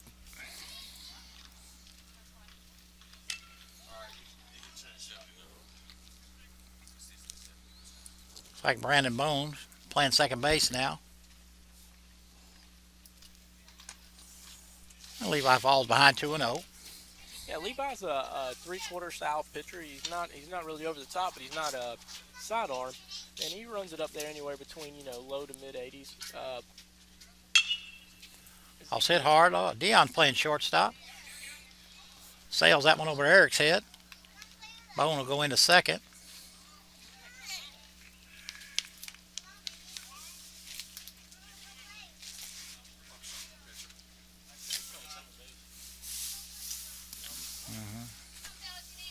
And defensive switch right here. Dion Taylor is moved to short, and Tyler Crumley enters the game at second base. With 2 outs, runner on second now.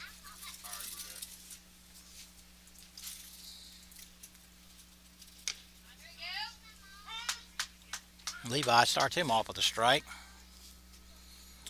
Catcher Anthony Perez. 0-1, 2 out. A runner on second. A little inside.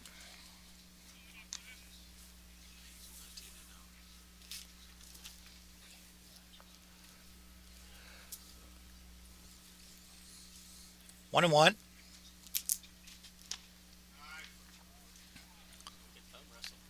Must have stayed up.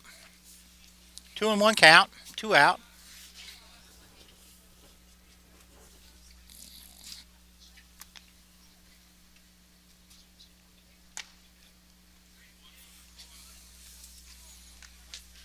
Takes low. And that's one of those borderline pitches, right there at the hollow part of the hitter's knee, where it really could go either way. And it looks like Levi got a tough break on a call right there. Perez takes a mighty hack at 3-1. Runs the count full. 2 outs. Runner on second.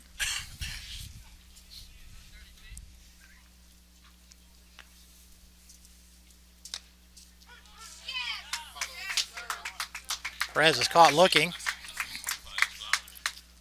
So they strand a runner at second as we head to the bottom half of the 6th inning. Here on the Andrew College Digital Network from the Horde Complex. We'll be back.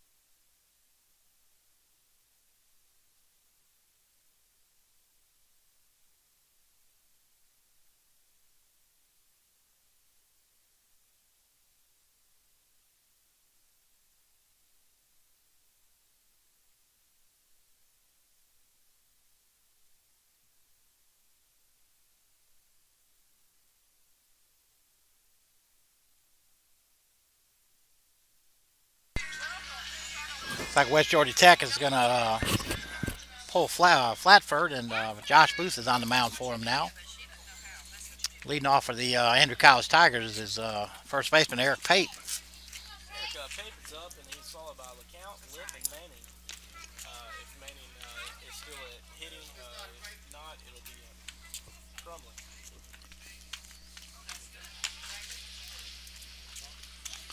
First ball is high. First pitch is high, I mean. Hello? Am I on?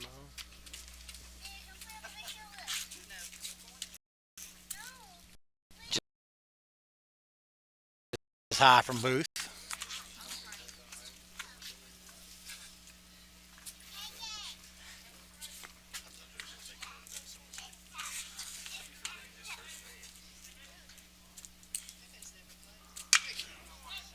Eric just misses that one, gets up underneath it, hits a Already.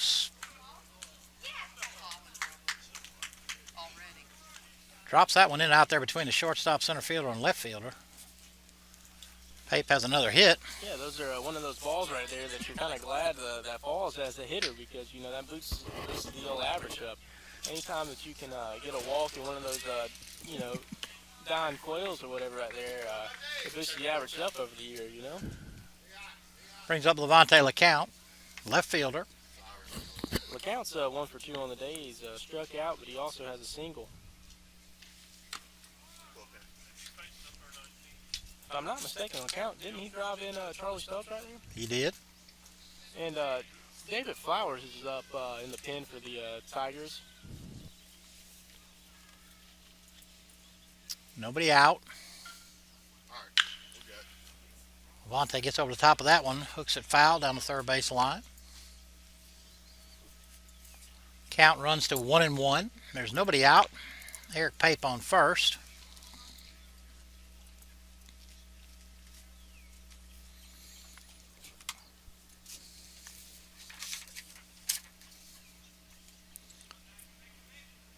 Not holding Pape on. Ball's hit off the cap and looks like it's going to drop in.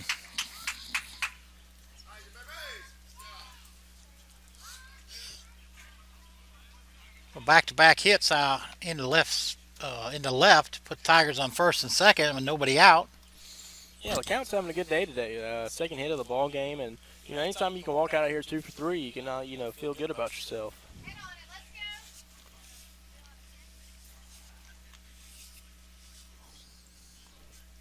That brings up the catcher Zach Lippincott. I'm sure Zach will sleep well tonight after catching a doubleheader, plus a 9-inning game yesterday.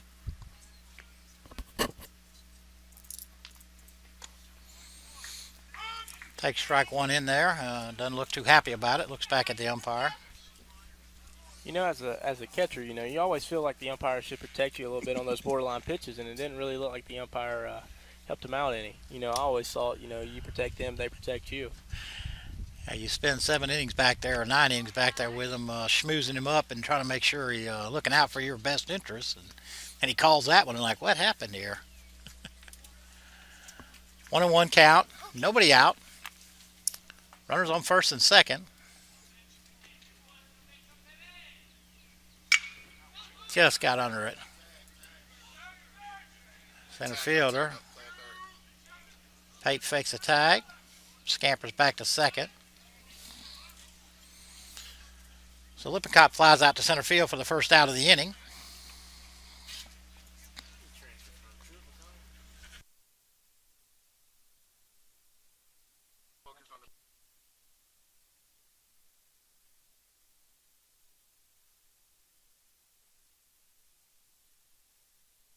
That brings up to the plate Tyler Crumley. He went to Decula High School, and after that he went to Truett McConnell, where he transferred here. And this is his sophomore season, and will be getting his first conference at bat. Looks like head coach Todd Pratt's going to change pitchers here.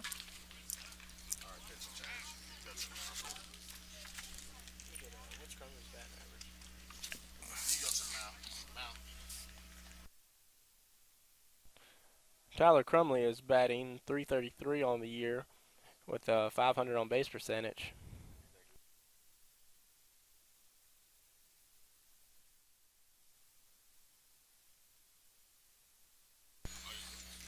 West Georgia Tech makes a pitching change here with one out. Looks like they brought in number 21 Chase Wallet. Somebody was on that camera that you say Hater John.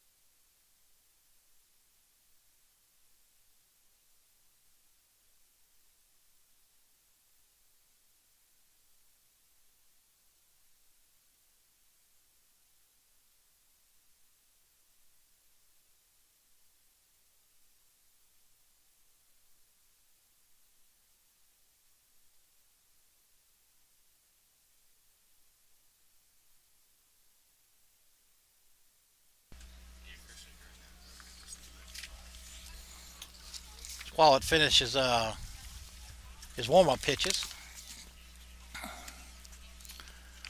Again, the Tigers will be sending Tyler Crumley to the plate.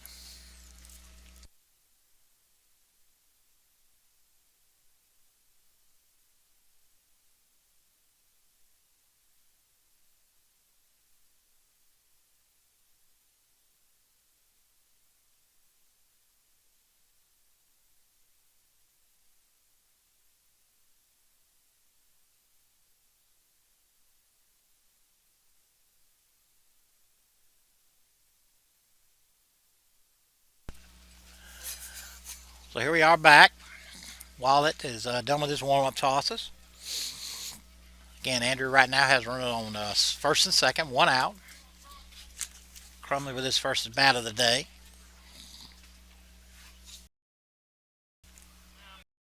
And Crumley side.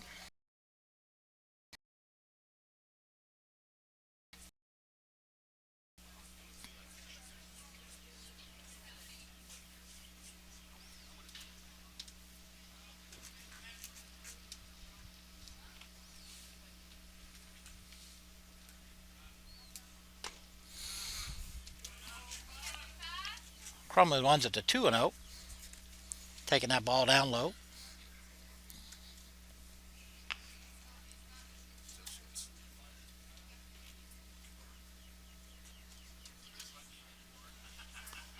Wallet falls behind 3-0. Don't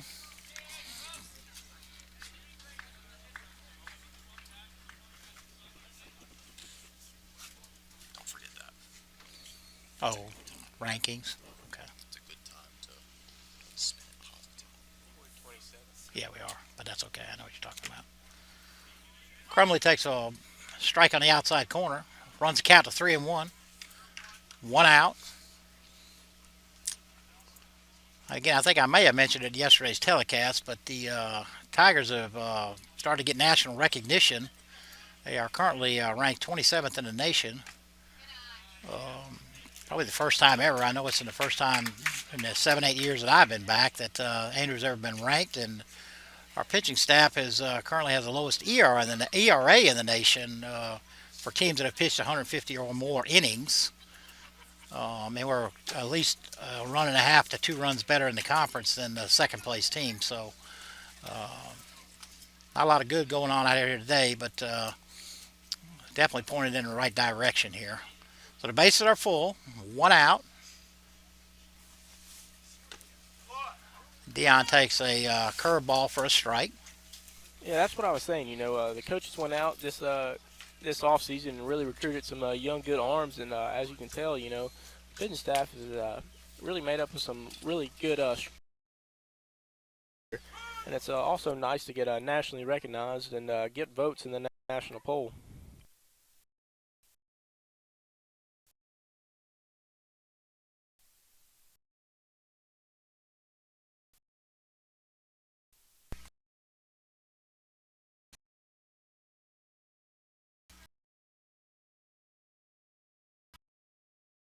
One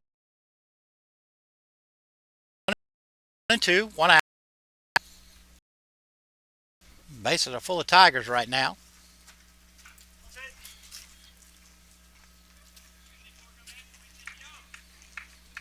Wallet delivers.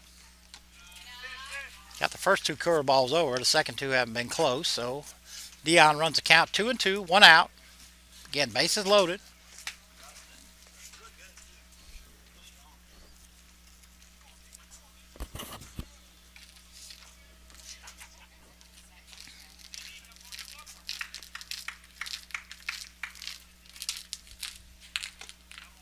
Dion swings right through that one. So the strikeout is the second out of the inning. Brings up Mike Warren. Again, bases loaded. Two outs. Mike's 0 for 3 on the day, but he has reached base on an error. Hopefully he can turn this around and go ahead and drive a couple of runs in right here.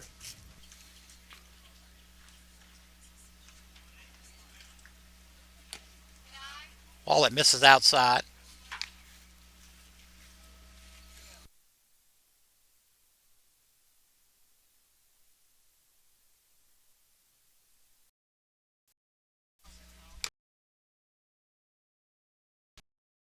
Outside.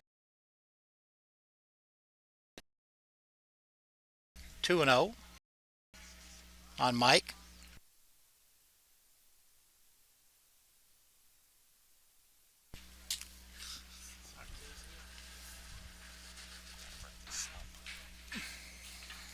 Good pitch here for Mike to drive somewhere.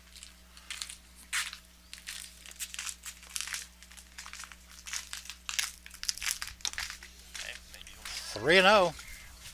Mike finds a lot of success coming from middle to the right side. Most of his hits on the year have came from that way.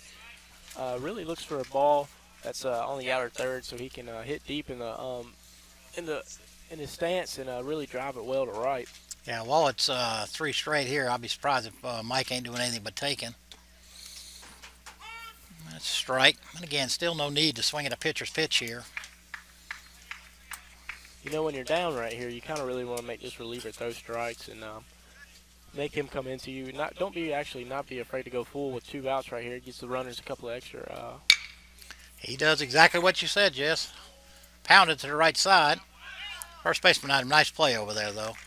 And so we go to the top half of the 7th here from the Hort Athletic Complex and the Andrew College Digital Network. We'll be back.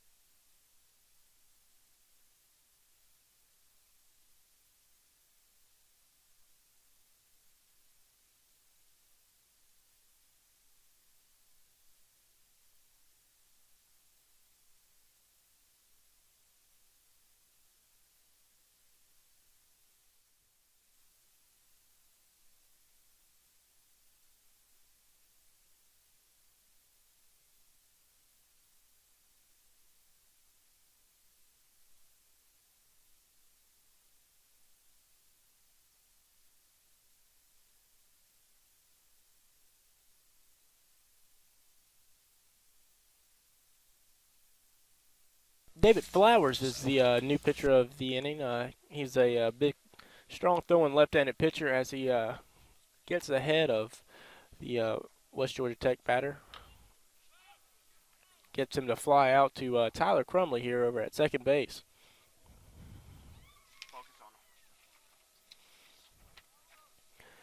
Flowers made an appearance this series so far and did a great job.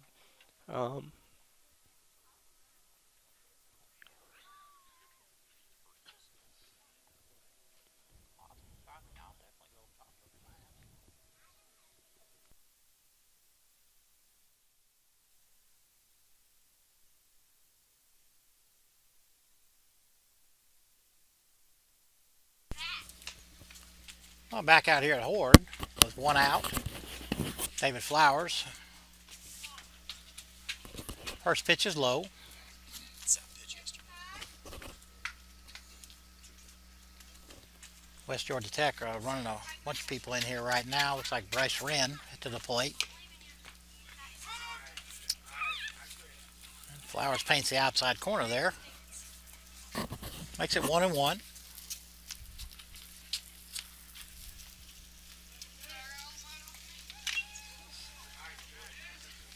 And if Zach doesn't need any more, he takes one off the face mask right there. It's one way to raise your eyebrows. Pull them right back. 1 ball, 2 strikes, 1 out, nobody on. Nice curveball right there.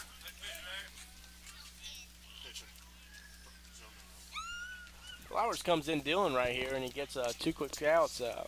Gets a pop fly to the second baseman, and just fans that batter for 2 quick outs. And Mark's showing a little life a little bit right here from the pitching staff. Well, like I said, again, another sub in here, Mason Hamilton, number 14.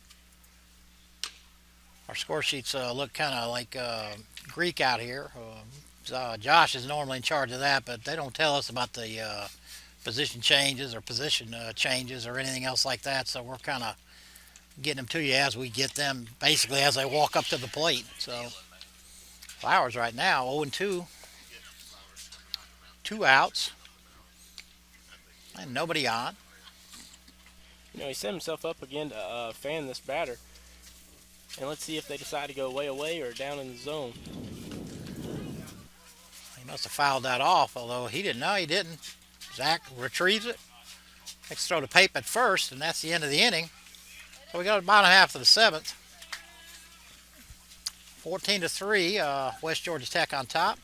Well, Tigers are down to the last at bat. yeah, a lot of ground to make up right here. So hopefully we can scratch a few and let's make this back into a ball game.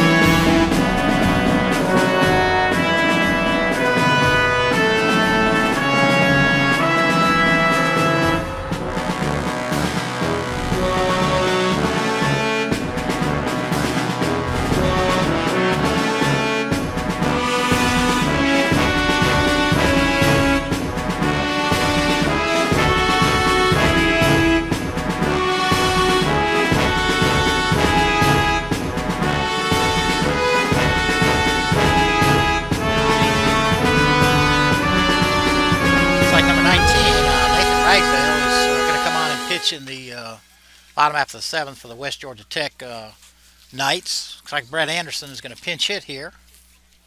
Yeah, Anderson's getting the pinch hit here. He played in the first game and he was on base 2 out of 3 times and drew 2 walks. And hopefully he can keep seeing the ball well, and hopefully this time we get something he can actually sit on and drive. Ragsdale in the windup. Brett takes that inside.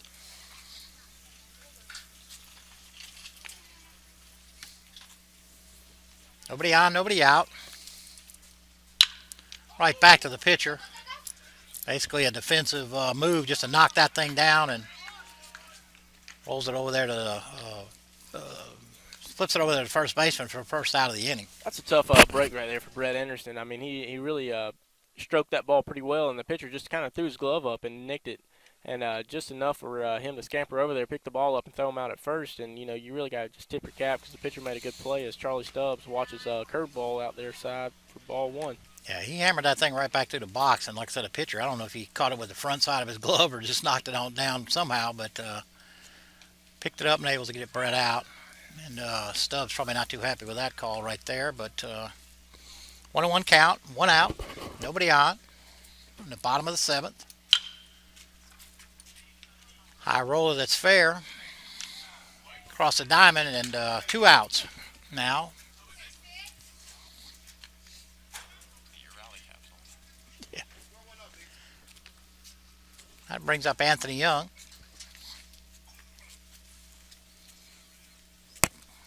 Ragsdale so far 2 up and 2 down. Perez doing his best job to block that up. Yeah, with 2 outs right here, I hope everybody at home has their rally caps on, and we're going to scratch about 11 runs right here. Anthony hits one a mile high out to center. And looks like Hudson Power put that one away, and we'll put this one in the books. 14-3 is the final score.